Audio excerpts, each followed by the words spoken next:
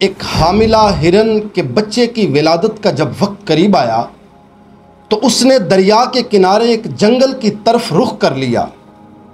जब जंगल में दाखिल होती है तो आसमान से बिजली गिरती है और पूरे जंगल में आग लग जाती है। हिरन बहुत परेशान होती है, हिरन घबरा जाती है। देखती क्या है कि एक तरफ शिकारी शिकार बना के बैठा हुआ था और दूसरी तरफ एक शेर उस हिरन को अपना शिकार बनाने के लिए बैठा हुआ था।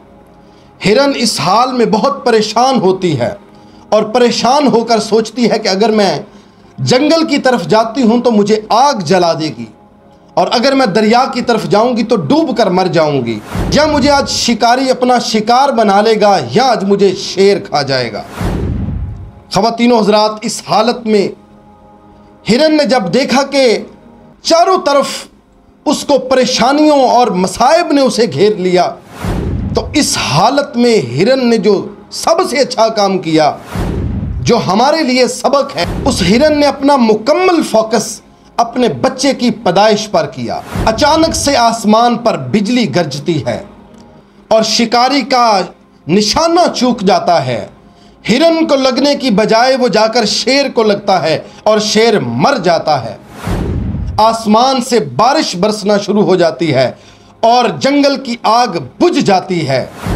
ख़वातीनो हज़रात, हिरन ने उस वक्त किया क्या?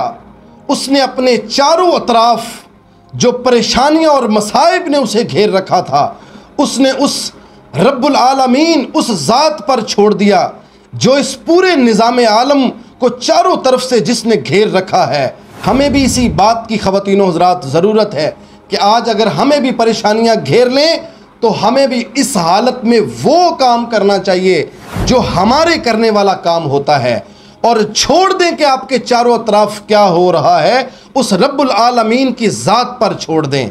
इंशाअल्लाह हमें कामयाबियां मिलेंगी।